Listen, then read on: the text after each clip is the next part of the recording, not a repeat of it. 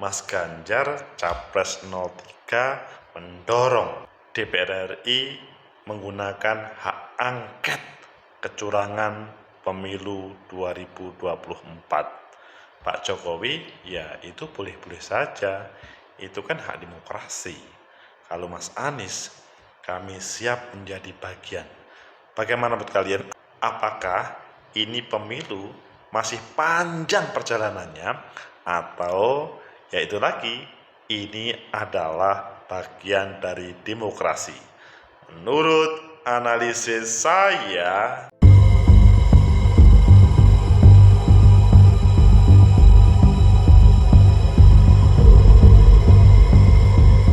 Assalamualaikum warahmatullahi wabarakatuh. Salam sejahtera untuk kita semua pecinta masa depan negeri. Tegakkan kebenaran, lawan ketidakadilan.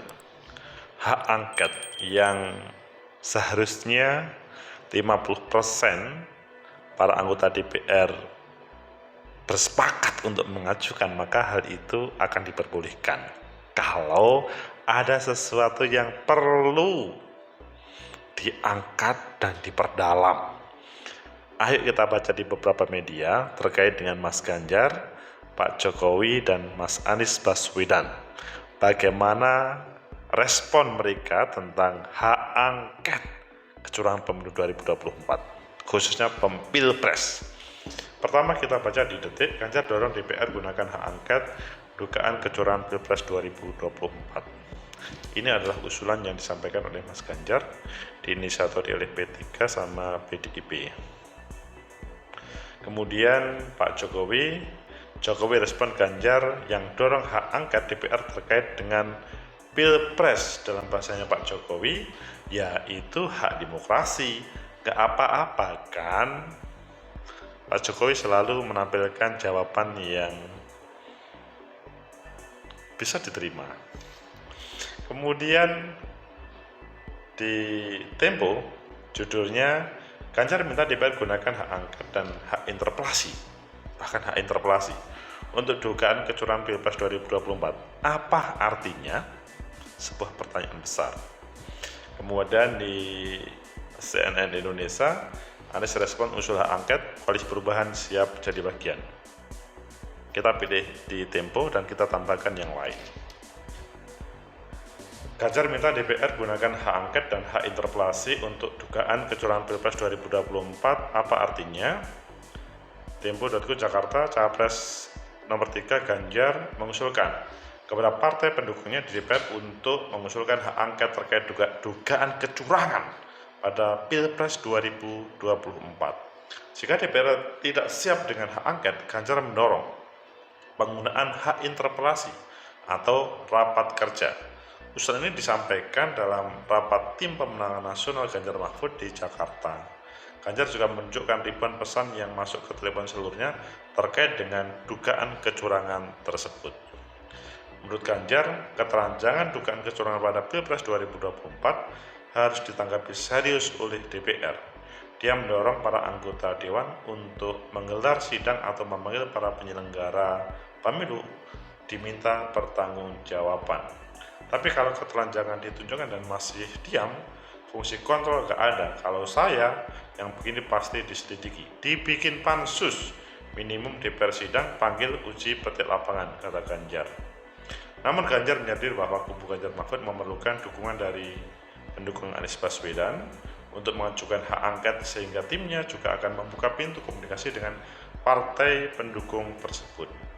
Ganjar juga meminta Komisi 2 untuk segera memanggil KPU dan Bawaslu terkait polemik dugaan kecurangan pemilu dan aplikasi Sirikap. Menurutnya parlemen harus melakukan fungsi kontrol dalam persoalan ini dan tidak boleh diam.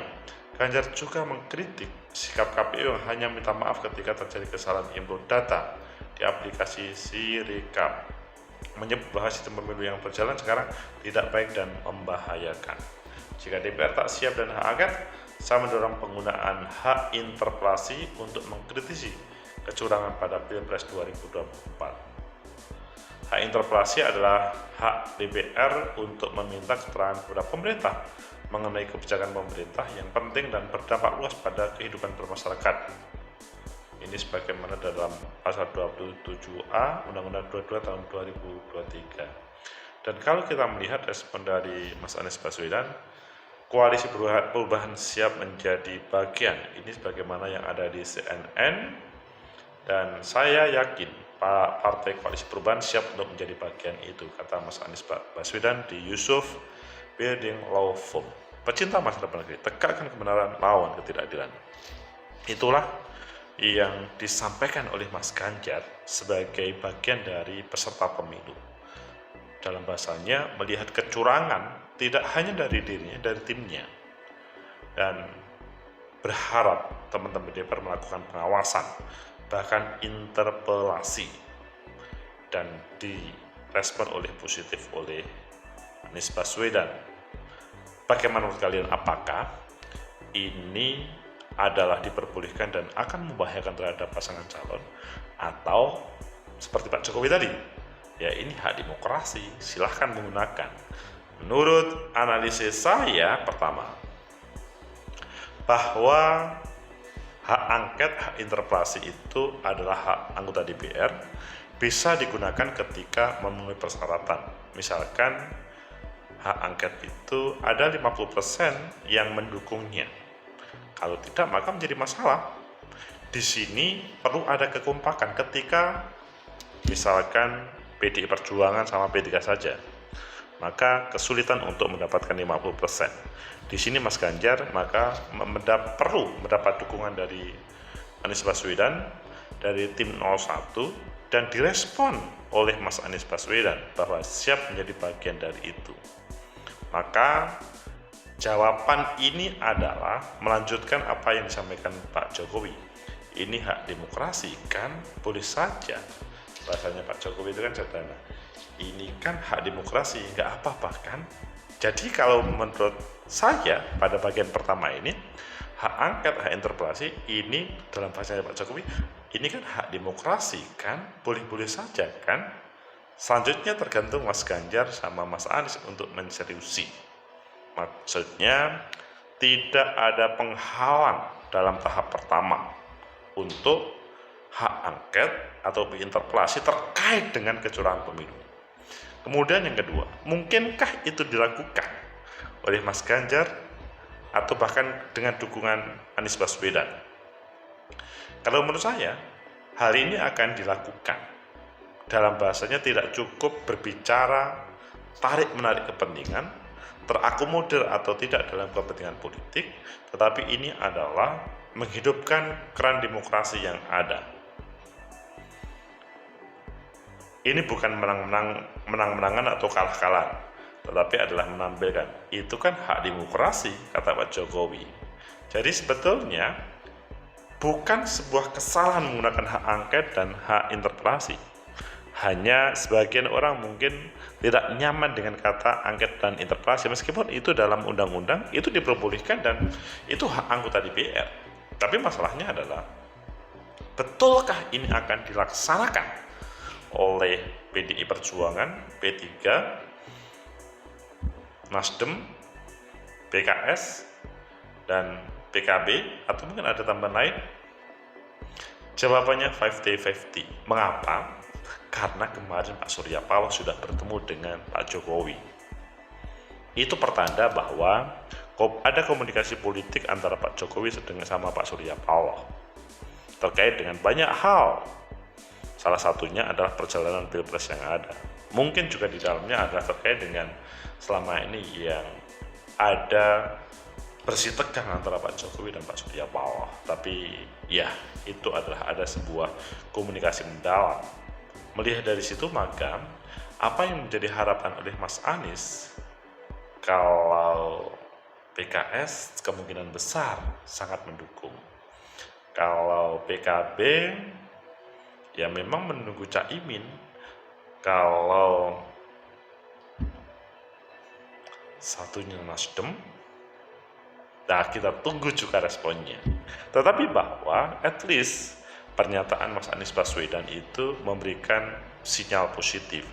Ada sebuah semangat untuk menghadirkan penegakan demokrasi secara bersama. Ini bukan menang-menangan ataupun kalah-kalahan, bukan untuk memusuhi yang menang ataupun yang kalah, tapi adalah bagaimana menjaga demokrasi pemilu yang luber jurdil dan berintegritas. Kalau menurut saya kok pada posisi itu ya, tapi kadang-kadang orang itu, seseorang atau partai politik itu tidak siap untuk menjadi oposisi atau menjadi bagian di luar pemerintah. Kemudian yang ketiga, apakah ini akan berpengaruh terkait dengan tahap kedua atau putaran kedua pada Pilpres 2024 ini?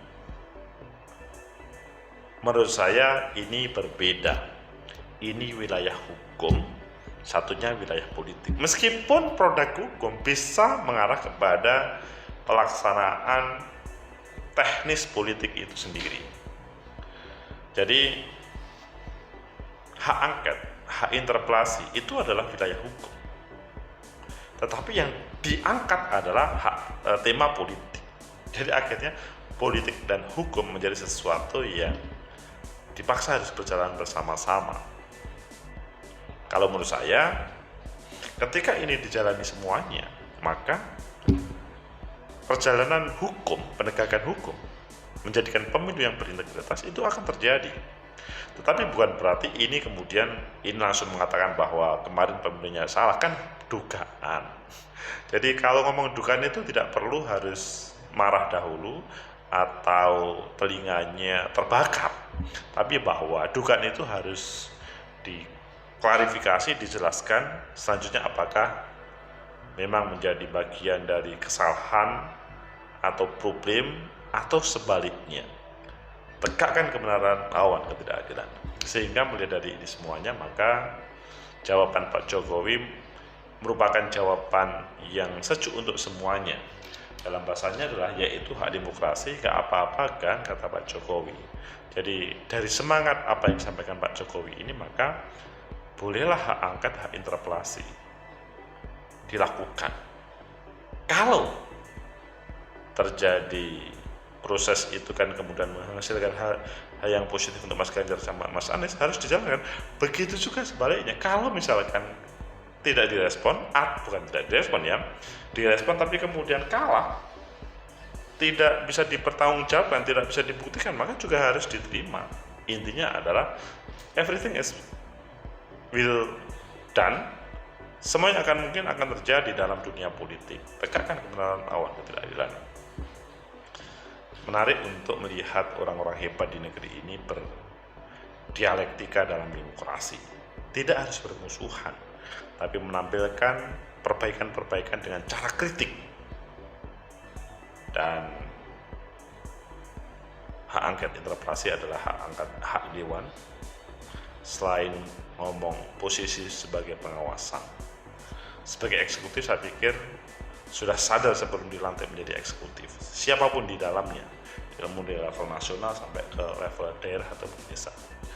Semoga menjadi perbincangan yang mungkin kalian bisa menambah perbincangan di bawah, bagaimana sikap kalian setelah melihat Mas Ganjar, Pak Jokowi, dan Mas Anies Baswedan merespon kreasi usulan untuk memperbaiki demokrasi deliberatif yang ada di negeri ini. Semoga bermanfaat. Like, subscribe, comment, and share.